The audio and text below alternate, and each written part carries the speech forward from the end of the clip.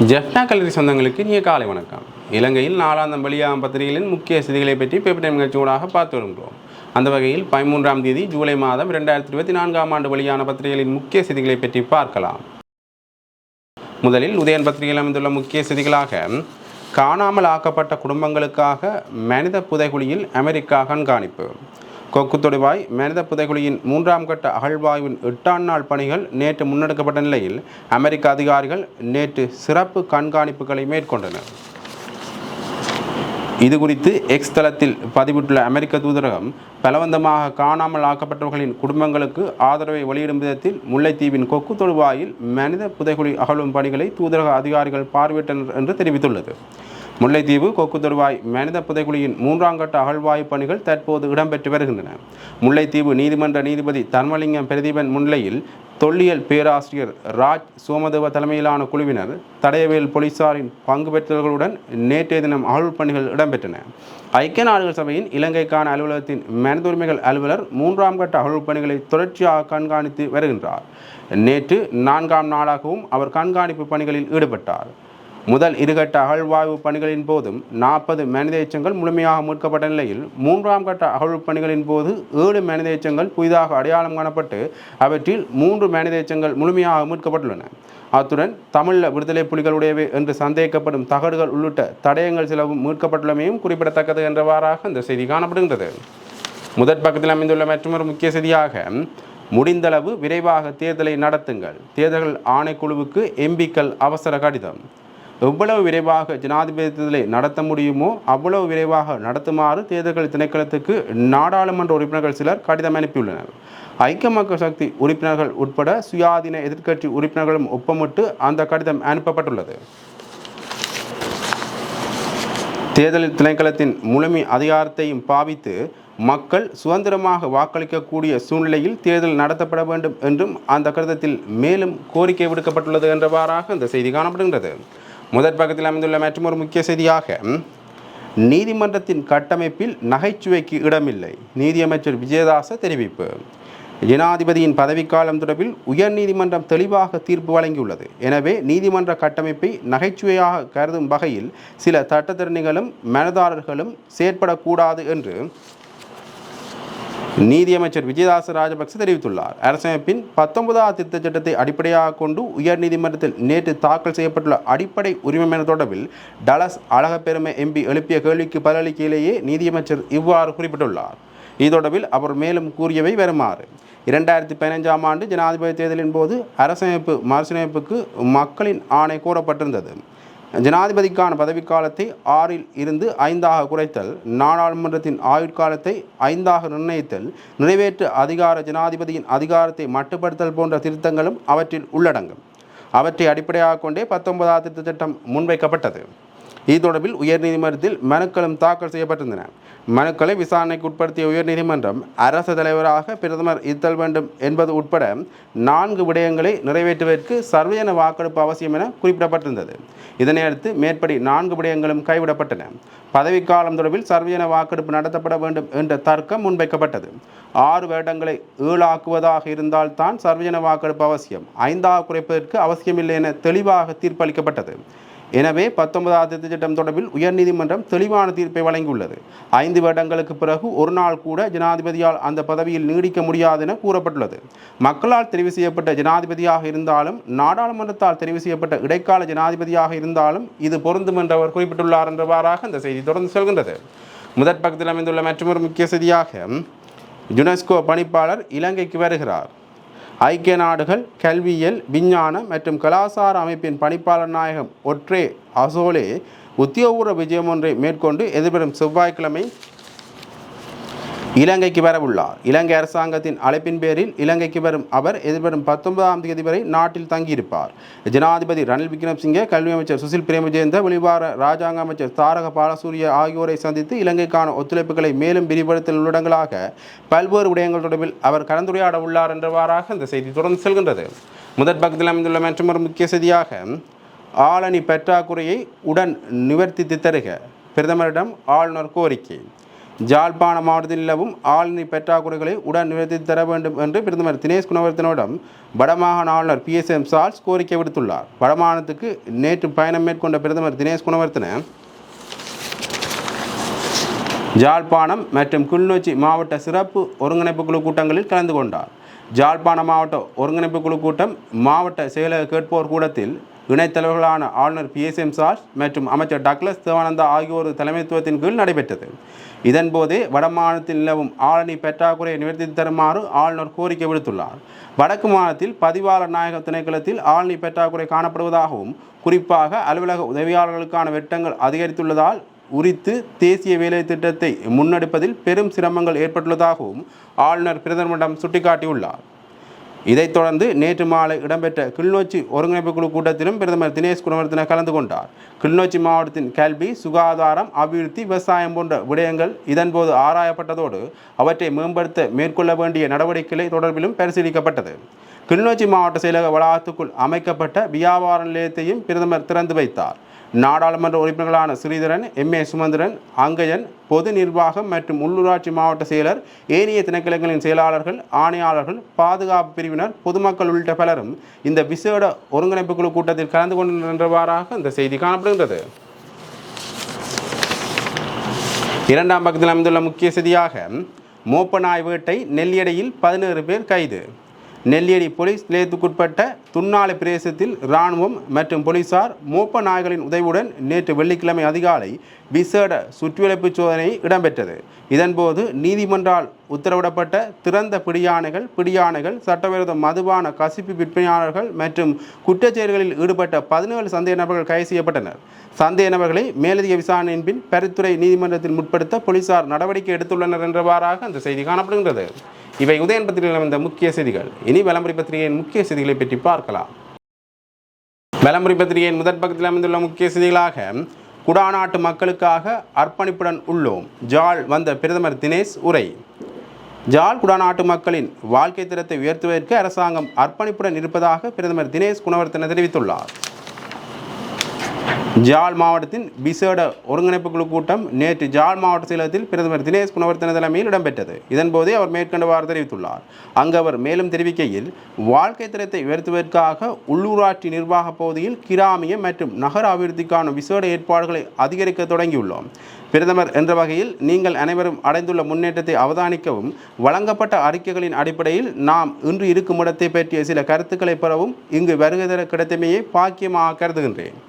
சேவைகள் மற்றும் வாழ்க்கை தரத்தை மேம்படுத்துவதற்கு ஜனாதிபதியும் அரசாங்கமும் உறுதி பூண்டுள்ளனர். எனவே அபிவிருத்திக்கு தேவையான அபிவிருத்தி உட்கட்டமைப்பு வசதிகளை வழங்குவது இந்த பிரதேசத்திற்கு மிகவும் முக்கியமானது. விவசாயிகளின் முயற்சிகளை நாம் பாராட்டுகின்றோம். அனைத்து விவசாயிகளும் தனியார் துறையைச் சேர்ந்தவர்கள். உரிமைகளின் அடிப்படையில் அல்லது சிறு விவசாயிகள் என்ற வகையில் அவர்கள் தேசிய பொருளாதாரத்தின் வளர்ச்சிக்கு தனிப்பட்ட பங்களிப்பாக உள்ளனர் என்பதையும் நாம் மறந்துவிடக்கூடாது என்று அவர் குறிப்பிட்டுள்ளார் என்றவாறாக அந்த செய்தி காணப்படுகின்றது. முதற் பக்கத்தில் அமைந்துள்ள மற்றொரு முக்கிய செய்தியாக ஜாலில் 90 லட்சம் ரூபாய் செலவில் பிரம்மாண்ட இசை நிகழ்ச்சி, பாராளுமன்றில் வெளிக்கொணர்ந்தார் வசந்த ஜாப்பா பண்டார. நாடு வங்குரோத்து அடைந்துள்ள நிலையில் 90 லட்சம் ரூபாய் செலவில் ஜாலில் இசை நிகழ்வு ஏற்பாடு செய்யப்பட்டுள்ளமை தொடர்பில் பாராளுமன்ற உறுப்பினர் வசந்த ஜாப்பா பண்டார தனது அதிருப்தியை வெளியிட்டுள்ளார். நேற்று பாராளுமன்ற அமர்வில் கலந்து கொண்டு உரையாற்றும் போதே அவர் இவ்வாறு தெரிவித்தார். இதுகுறித்து பாராளுமன்றில் மேலும் கருத்து வெளியிட்ட அவர், தேசிய இளைஞர் சேவை மன்றத்தினால் ஜாழ்ப்பாணத்தில் நேற்று இரவு இசை கச்சேரி ஒன்று நடத்தப்பட்டது. குறித்த இசை நிகழ்விற்காக இந்தியாவிலிருந்து கலைஞர்கள் வருகை தந்துள்ளார்கள். இசை நிகழ்விற்காக 90 லட்சம் ரூபாய் செலவழிக்கப்பட்டுள்ளது. அதேவேளை ஹட்டனிலும் இவ்வாறான இசை நிகழ்வு இடம்பெறவுள்ளது. இளைஞர் சேவை மன்றம் என்ற ரீதியில் இவையா செய்ய வேண்டும்? இசை நிகழ்விற்கு பணம் ஒதுக்கியது யார்? இதற்காக அமைச்சரவை பத்திரம் ஒன்று சமர்ப்பிக்கப்பட்டுள்ளது. தேசிய இளைஞர் சேவை மன்றத்தினால் நடைமுறைப்படுத்தப்படுவதான இளைஞர் அபிவிருத்தி நடவடிக்கைகளுக்கு மேலதிக ஒதுக்கீடாக 400 மில்லியன் ரூபாய் பெற்றுக்கொள்ளப்பட்டுள்ளது. இந்நிகழ்வுக்கு எவ்வாறு இவ்வளவு பணத்தொகையை செலவிட முடியும் என்று அவர் கேள்வி எழுப்பியுள்ளார் என்றவாறாக அந்த செய்தி தொடர்ந்து செல்கின்றது. முதற் பக்கத்தில் அமைந்துள்ள மற்றொரு முக்கிய செய்தியாக ஜனாதிபதி தேர்தலுக்கு தடைகள் எதுவும் இல்லை, தேர்தல் ஆணையாளர் தெரிவிப்பு. ஜனாதிபதி தேர்தலை நடத்துவது தொடர்பில் தேர்தல் ஆணைக்குழு சட்ட ரீதியான நிதி ரீதியான தடங்கல்களை எதிர்கொள்ளவில்லை என தேர்தல் ஆணையாளர் ரத்நாயக்க தெரிவித்துள்ளார். சட்ட ரீதியான மற்றும் நிதி ரீதியான தடைகள் காணப்படுகின்றமையினால் ஜனாதிபதி தேர்தலை தேர்தல்கள் ஆணைக்குழுவினால் நடத்த முடியுமா என பல தரப்பினர் கேள்வி எழுப்பியுள்ள நிலையிலேயே தேர்தல்கள் ஆணையாளர் இதனை தெரிவித்துள்ளார். தேவையான நிதி எங்களிடம் உள்ளது. மேலும் தேர்தல் தொடர்பான நடவடிக்கைகளில் ஈடுபடுவதற்கு எங்களுக்கு சட்டபூர்வமான அனுமதி வழங்கப்பட்டுள்ளது. தேர்தலை சுமூகமாக நடத்துவது குறித்து சட்ட அமுலாக்கல் தரப்பின் அதிகாரிகள் மற்றும் தொடரப்பட்ட ஏனைய தரப்புடன் நாங்கள் கலந்துரையாடியுள்ளோம். எதிர்வரும் புதன்கிழமை நிதியமைச்சின் அதிகாரிகளை சந்திக்க உள்ளோம். ஜூலை 14ஆம் தேதிக்கு பின்னர் ஜனாதிபதி தேர்தல் குறித்து அறிவிப்பதற்கான அதிகாரம் கிடைக்கும் என தெரிவித்துள்ள அவர் மாத இறுதியில் அறிவிப்பு வெளியாகலாம் எனவும் தெரிவித்துள்ளார் என்றவாறாக அந்த செய்தி காணப்படுகிறது. முதற் பக்கத்தில் அமைந்துள்ள மற்றொரு முக்கிய செய்தியாக படையினரின் கட்டுப்பாட்டில் 3571 ஏக்கர் நிலம் உள்ளது. பிரதமரிடம் ஜாழ் மாவட்ட அரசு அதிபர் எடுத்துரைப்பு. ஜாழ்ப்பாண மாவட்டத்தில் படையினர் வசம் தற்போது 3571 ஏக்கர் காணிகள் இருக்கின்றன என்று பிரதமர் தினேஷ் குணவர்த்தனிடம் ஜாழ் மாவட்ட அரசு அதிபர் பிரதீபன் தெரிவித்துள்ளார். பிரதமர் தலைமையில் நேற்று நடைபெற்ற ஜாழ்ப்பாண மாவட்டத்துக்கான விசேட அபிவிருத்தி ஒருங்கிணைப்பு குழு கூட்டத்தில் தனது வரவேற்புரையின் போதே அரசு அதிபர் இதனை சுட்டிக்காட்டியுள்ளார். இதற்கமைய ஜாழ் மாவட்டத்தில் 2624 ஏக்கர் தனியார் காணிகளும் 951 ஏக்கர் அரச காணிகளும் இன்னமும் படையினர் வசம் உள்ளன.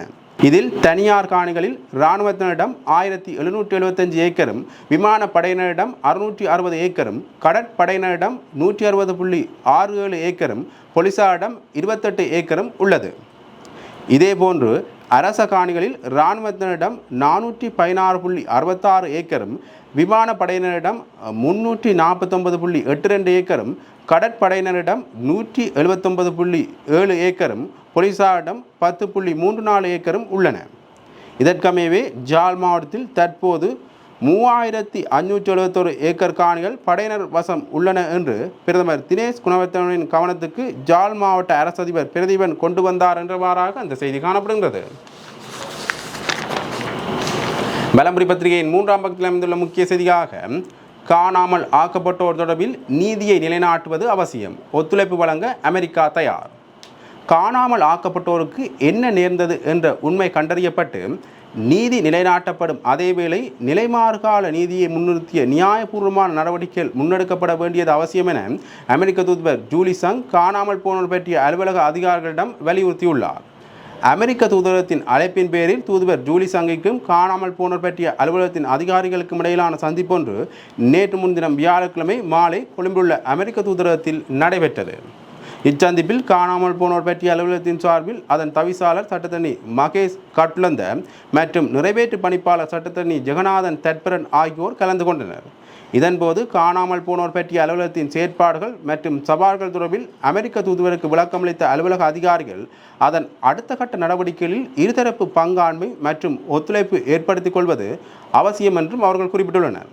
இதேபோன்று மனித புதைகுழி அகழ்வு உள்ளடங்களாக காணாமல் போனோர் தொடர்பில் முன்னெடுக்கப்படும் விசாரணைகளில் மனித எச்சங்களை ஆய்வுக்கு உட்படுத்த வேண்டிய அவசியம் இருப்பதால் அனைத்து செயல்முறைகளுக்கும் அமெரிக்காவின் நிதி, தரவு மற்றும் தொழில்நுட்ப ஒத்துழைப்புகளை பெற்றுக்கொள்வது குறித்தும் இதன்போது கலந்துரையாடப்பட்டுள்ளது என்றவாறாக அந்த செய்தி தொடர்ந்து செல்கின்றது.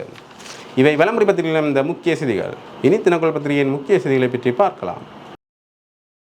தினக்குரல் பத்திரிகையின் முதற் பக்கத்தில் அமைந்துள்ள முக்கிய செய்திகளாக 19வது திருத்தம் முறையாக நிறைவேற்றப்படவில்லை, ஜனாதிபதி தேர்தலை நிறுத்து, சர்வஜன வாக்கெடுப்பை நடத்து, உயர்நீதிமன்றத்தில் அடிப்படை உரிமை மனு தாக்கல்.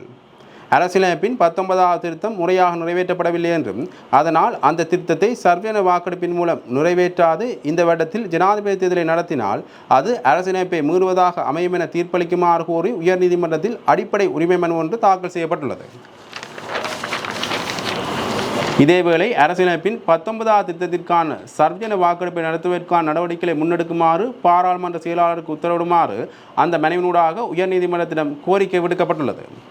சட்டத்தரணி அருண ரக்ஸ்ரியினால் இந்த அடிப்படை உரிமை மனு தாக்கல் செய்யப்பட்டுள்ளதுடன் மனுவின் பிரதிவாதிகளாக தேர்தல்கள் ஆணைக்குழுவும் அதன் உறுப்பினர்களும் பாராளுமன்ற செயலாளர் நாயகம் மற்றும் சட்டமா அதிபர் ஆகியோரின் பெயர்கள் குறிப்பிடப்பட்டுள்ளன.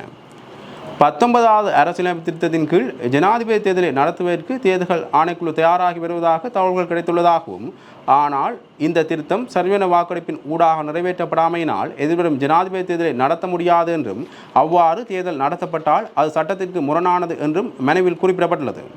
குறிப்பாக அரசியலமைப்பின் 19வது திருத்தத்திற்கு சரியான வாக்கெடுப்பின் மூலம் அனுமதி பெறாமல் ஜனாதிபதியின் பதவிக்காலம் 5 வருடங்களாக கருதி தேர்தலை நடத்துவதன் ஊடாக தேர்தல்கள் ஆணைக்குழு அரசியலமைப்பை மீறுவதாக அமையும் என்று மனுதாரர் தெரிவித்துள்ளார் என்றவாறாக அந்த செய்தி தொடர்ந்து செல்கின்றது. முதற் பக்கத்தில் அமைந்துள்ள மற்றொரு முக்கிய செய்தியாக இலங்கையின் பொருளாதார நிலையை கருதி புதிய கடன் திட்டங்களை இடைநிறுத்தியது இந்தியா. இலங்கையின் பொருளாதாரத்தின் தற்போதைய நிலையை கருத்தில் கொண்டு இந்தியா புதிய கடன் அல்லது கடன் வரி திட்டங்களை இடைநிறுத்தியுள்ளதாக தெரிவிக்கப்படுகின்றது. அதற்கு பதிலாக மானிய திட்டங்கள் மற்றும் இணைப்பு திட்டங்களை போன்ற முதலீடுகளின் அடிப்படையிலான திட்டங்களில் இந்தியா மேலும் கவனத்தை திருப்பும் என்றும் டெய்லி மிரர் தெரிவித்துள்ளது. மஹோவில் இருந்து அனுராதபுரம் வரையிலான இலங்கை ரயில்வேக்கான சிக்கலன் அமைப்பை வடிவமைத்தல், நிறுவுதல், சோதனை செய்தல் மற்றும் இயக்குதல் ஆகியவை தற்போது நடைபெற்று வரும் அத்தகைய கடன் திட்டங்களில் முதன்மையானது. இதற்கான கடன் வரி 14.90 மில்லியன் அமெரிக்க டாலர்களாகும். புதிய முடிவால் இதுபோன்ற செயல் திட்டங்கள் பாதிக்கப்படாது. இந்தியா மற்றும் பிற நாடுகளுடனான இருதரப்பு கடன் மறுசீரமைப்பை இலங்கை சமீபத்தில் முடித்தது.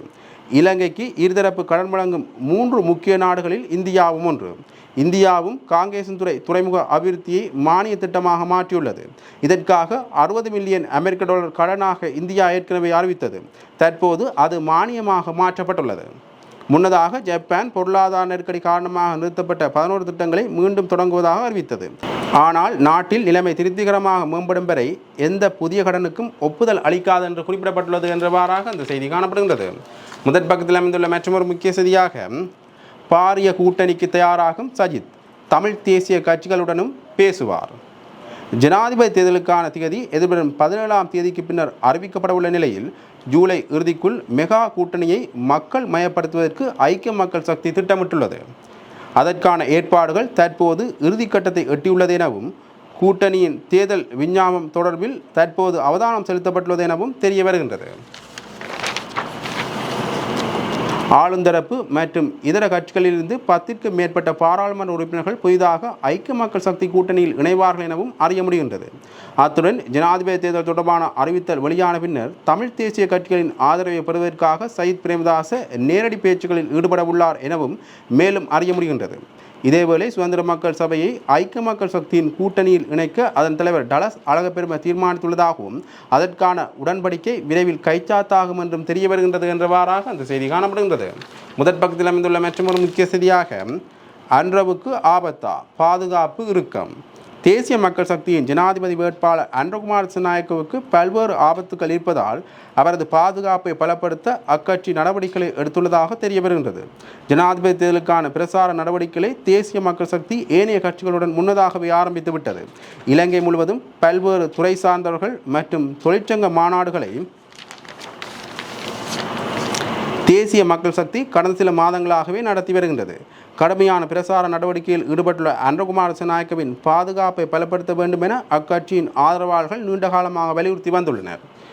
இதன் பிரகாரம் தற்போது கட்சியில் உருவாக்கப்பட்டுள்ள ஓய்வு பெற்ற இராணுவம் மற்றும் போலீஸ் பிரிவுகளின் அறிவித்தல்களுக்கு அமைய அன்றவின் பாதுகாப்பு பலப்படுத்தப்பட உள்ளது என்றவாறாக அந்த செய்தி தொடர்ந்து செல்கின்றது. இவை தினக்குள் பத்திரிகையில் இந்த முக்கிய செய்திகள். இன்று வெளியான பத்திரிகைகளின் முக்கிய செய்திகளை பற்றி பார்த்தோம். தொடர்ந்தும் பத்திரிகை செய்திகளை அறிந்து கொள்ள பேப்பர் டைம் நிகழ்ச்சியோடு இணைந்திருங்கள். நன்றி, வணக்கம்.